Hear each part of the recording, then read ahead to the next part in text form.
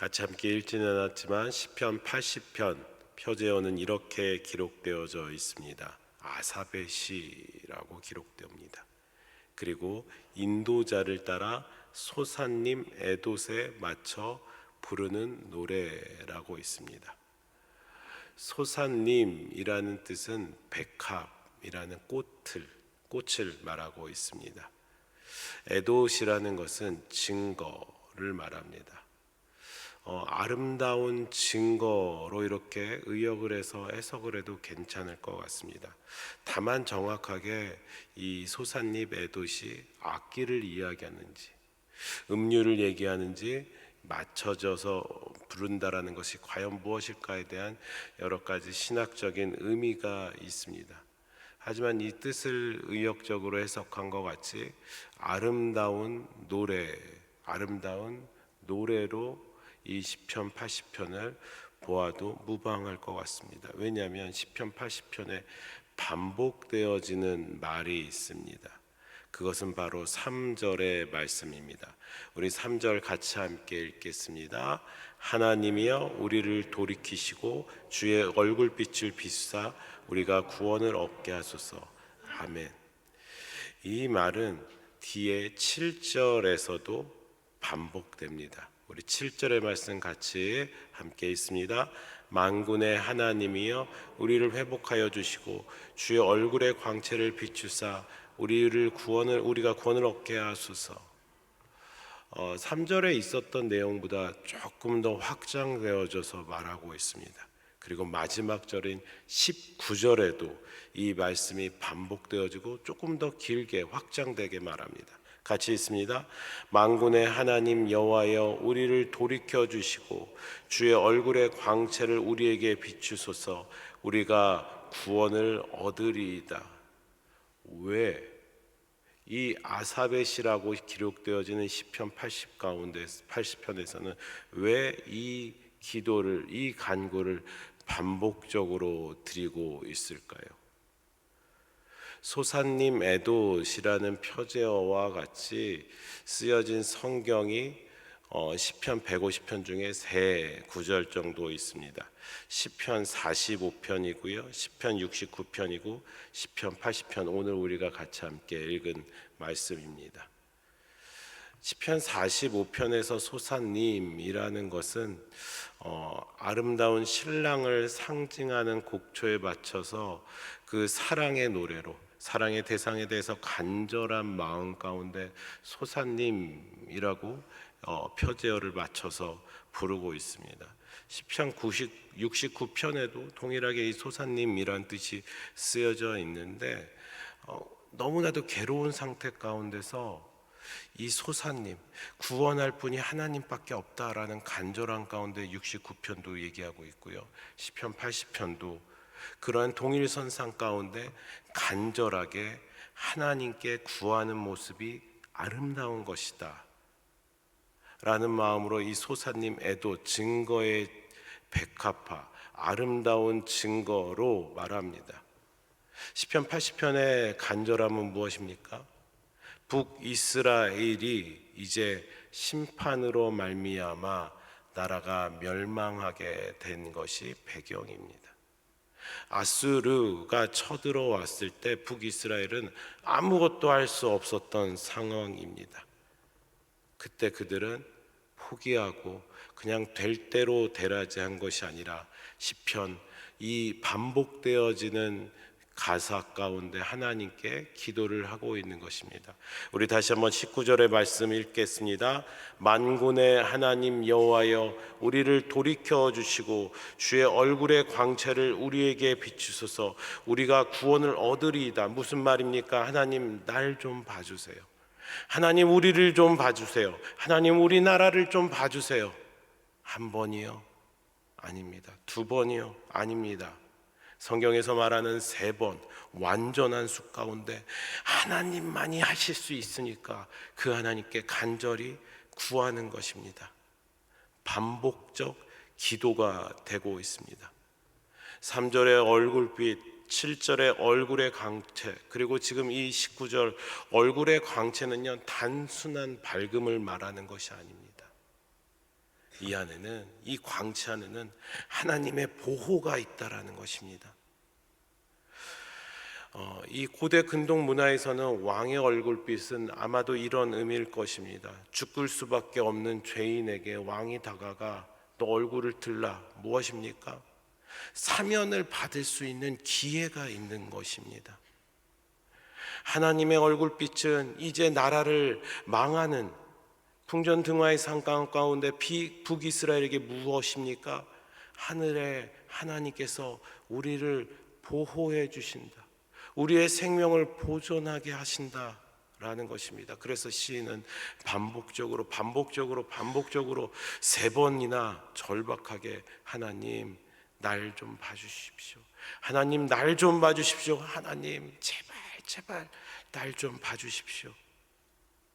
내가 바쁘게 살다 보니까 하나님 잊고 살았습니다. 우상 숭배하였습니다. 내가 다른 일 하였습니다. 내가 예배 놓쳤습니다. 내가 기도하지 못했습니다. 말씀을 읽지 못했습니다. 근데 당장 내 앞에 있는 노인의 문제 가운데 내 스스로 해결할 수 없사오니 하나님 날 좀 봐주십시오 라고 간절히 기도하는 것입니다. 이 아삽이라는 사람의 이 기도, 이 시편 80편의 기도를 받는 하나님은 도대체 어떤 분이시기에 이 시인은 이렇게까지 간절히 기도합니까? 어떤 분이시기에 하나님만이 보호하실 수 있는 상황이다, 전쟁을 앞두고 있고 풍전등화의 상황인데 어떻게 이렇게 구하는 것입니까?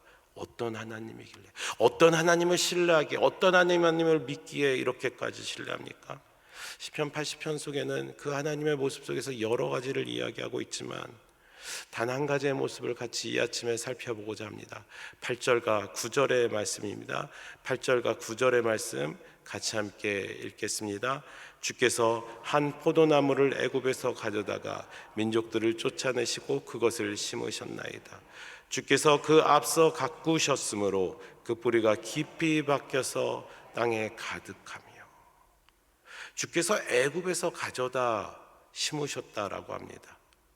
주께서 애굽에서, 주께서 친히 스스로 애굽에서 가져오신 그 가지, 이스라엘이라는 가지를 은혜를 베푸셨음을 말하고 있습니다.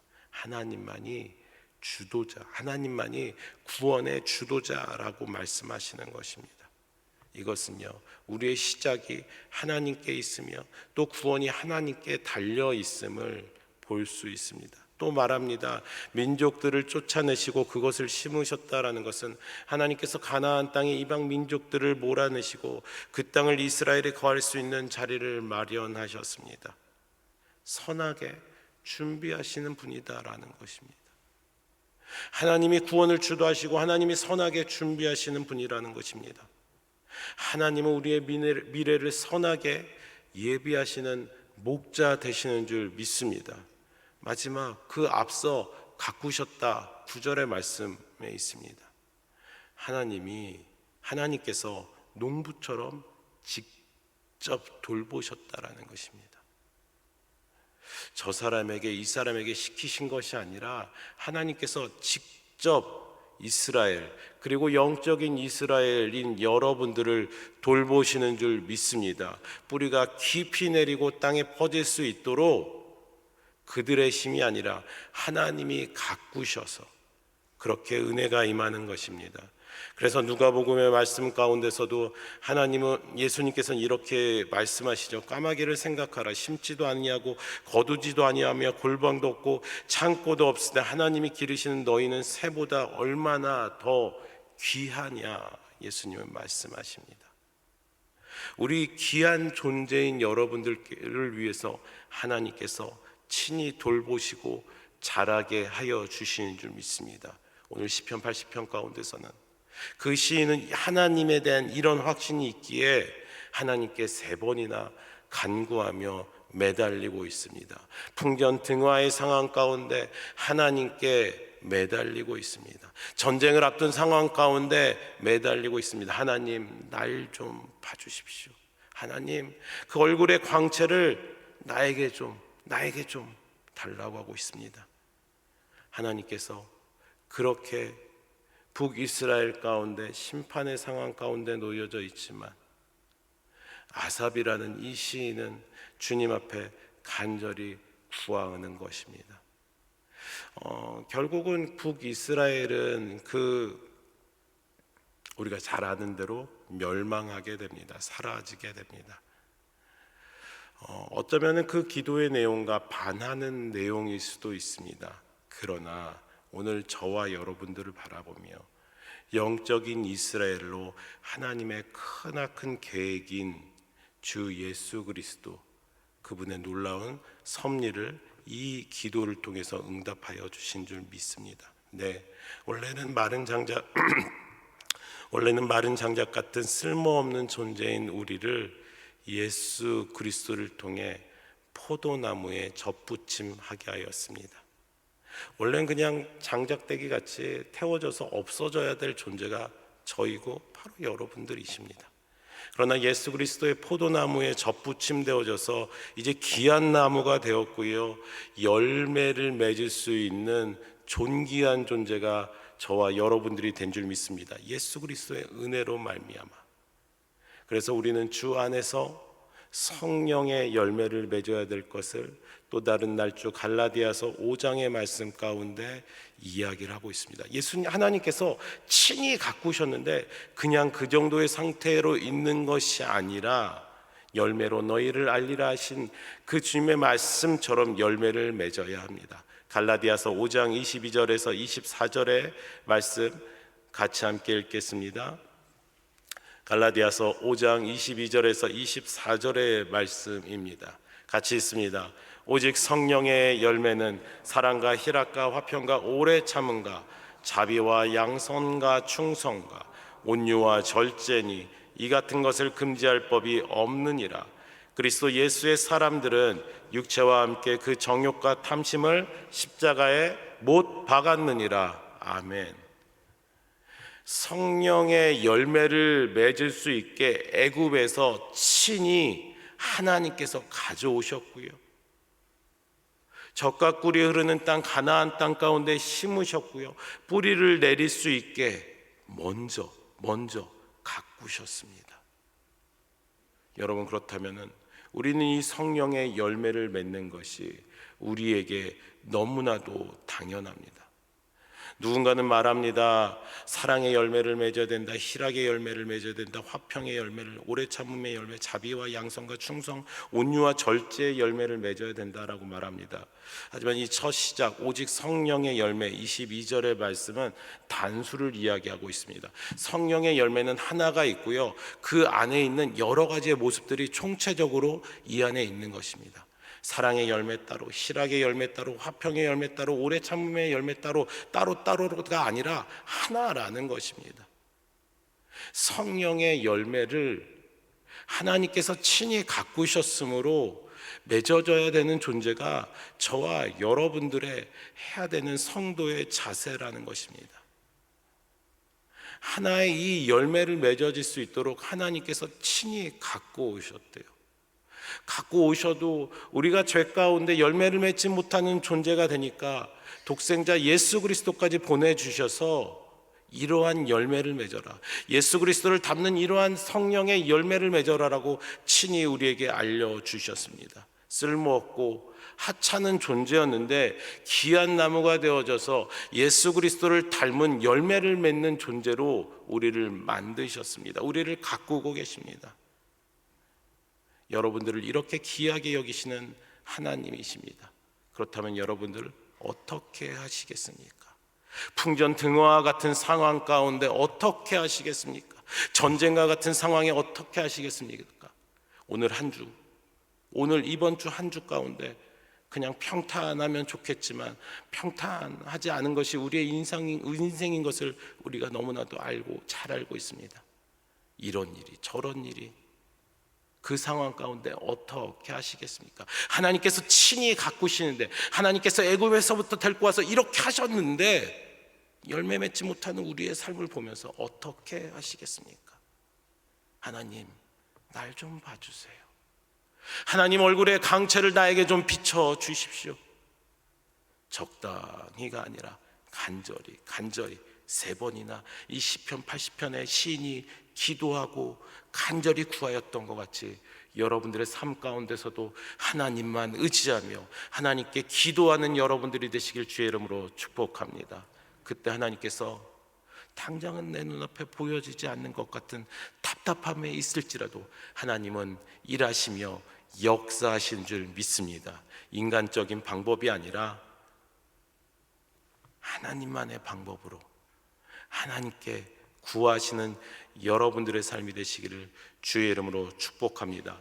만군의 하나님 여호와여, 우리를 돌이켜 주시고 주의 얼굴의 광채를 우리에게 비추소서. 우리가 구원을 얻으리이다. 하나님이 보셔야 됩니다. 하나님이 여러분들을 보셔야 됩니다. 이 새벽 아침 기도할 때, 그리고 또 여러분들의 삶 가운데 기도할 때 하나님, 구원을 이루실 분이 하나님밖에 없습니다.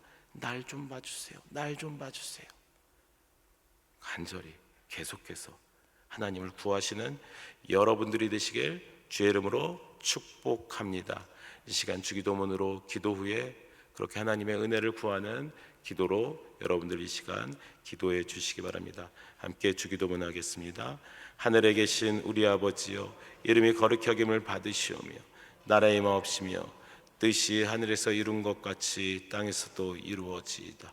오늘날 우리에게 일용할 양식을 주옵시고 우리가 우리에게 죄 지은 자를 사하여 준 것 같이 우리 죄를 사하여 주옵시고 우리를 시험에 들게 하지 마옵시고 다만 악에서 구하옵소서.